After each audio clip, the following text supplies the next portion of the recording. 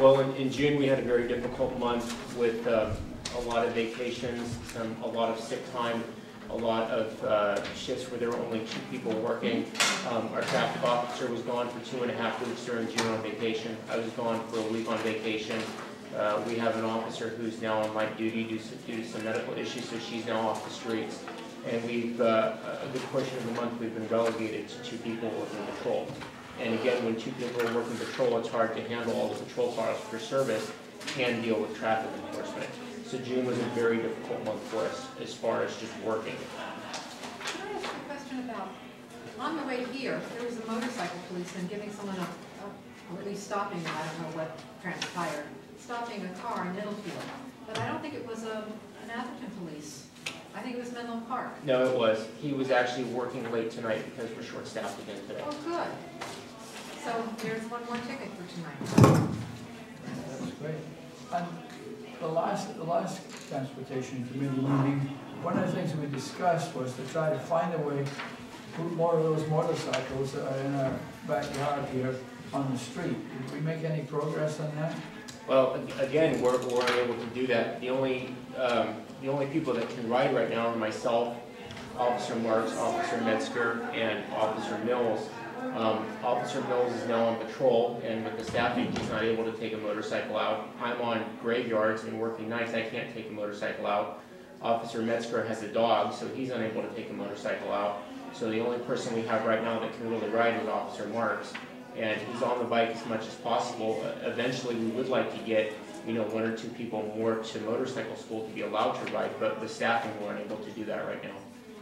Yeah, I see Sergeant Snyder retired, patrolling quite a bit on the motorcycle.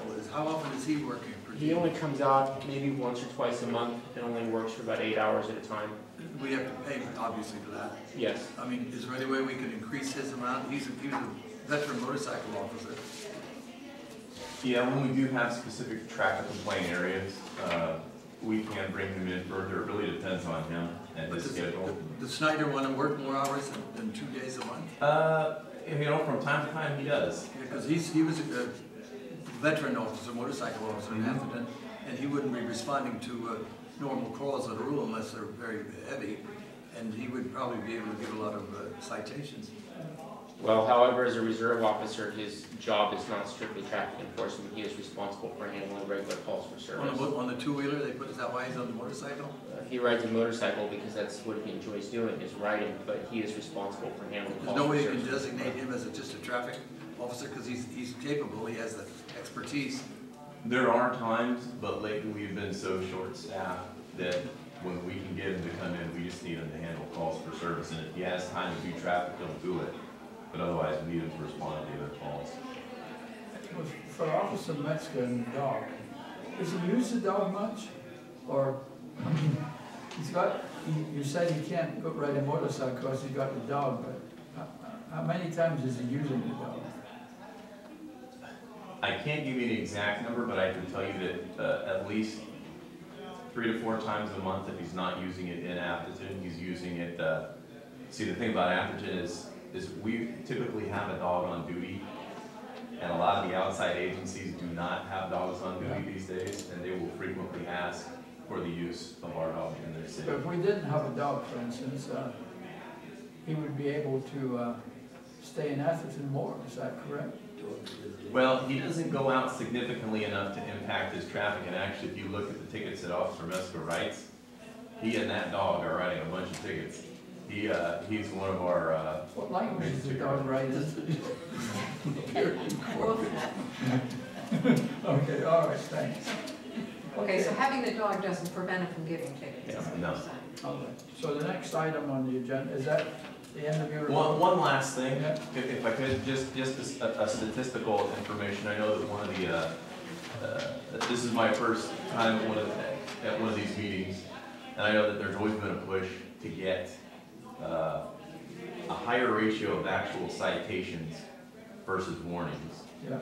And so this year there was a significant increase in, for the 10-11 fiscal year, we wrote 2,500 citations versus approximately 1,500 warnings. So that's a significant increase for us. That was really good. Really good. Thanks. Next item on the agenda is the update on the Horizon Hoover crosswalk. And Mike, do you have any information on that? Well, only to say that everything is in. We are simply waiting for what's called an E76 from Caltrans, which is the approval to advertise. The reason we need to do that is because state and federal funds are involved. We have been in contact with Caltrans. We expect the approval of the E76 within the next 2 weeks. Once received, then we will take the project to the City Council to get approval to bid, and we're hoping that we can do that at your August meeting. All right, thank you. Could you send me an email when that happens, when you get the approval from Caltrans? Because this has been a while that we've been waiting for, since the last Transportation Committee meeting, which was many months ago, because we didn't have a May meeting. Okay, can you send me an And I will email, let you know. Thank you. please? Thank you. Jim? The lady wants to talk. Oh, yes. Do another item of business? Just related to the crosswalk, I'm Jan McKenzie at 19 Victoria Drive in Atherton, and the president of the Victoria Manor Homeowners. I wanted to thank everybody who's been involved in this long road to the crosswalk, Valparaiso to Hoover. And Mike, welcome. We've worked with Duncan in the past, but I know you're on board now. I understand about this waiting for the Caltrans thing to advertise, but can you tell me about when you think this will actually be done? Well, provided we get the approval within the next couple of weeks, we'll be able to go to the City Council in August. We need to receive bids.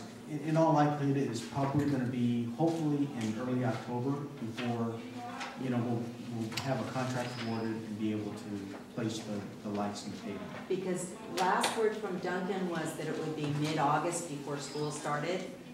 And so our neighborhood kids, for another beginning of the year, can't cross Valparaiso to take the bus. So you're saying mid-October now? Would it be useful for our neighbors to go to the council meeting? Because the council has approved everything. No, the Council's not council holding meeting, it up. it'll be perfunctory. It's Right. That's Caltrans. Caltrans, that we're It's waiting not for that us. approval for months now. No, I know, because we've been in touch with Duncan and lately with Mike, so. We've already approved it. I know, a million. We don't have a problem with it. It'll be on the consent I want to agenda. thank you all. It's disappointing that it'll be October because it really didn't look like that even as recently as June. And unfortunately, the length of time it's in the process, it's not in the construction. So once we get things approved, construction will proceed pretty quickly. Okay, thank you very much. Okay, the next item on the agenda is a new meeting date, which has been set provisionally for Tuesday, September the 13th. Is everybody aware of that, and is everybody in agreement with it? Okay. Yes. And then the final item on the agenda is I would like to have a motion to adjourn. Second. All in favor? Aye. Aye. You make the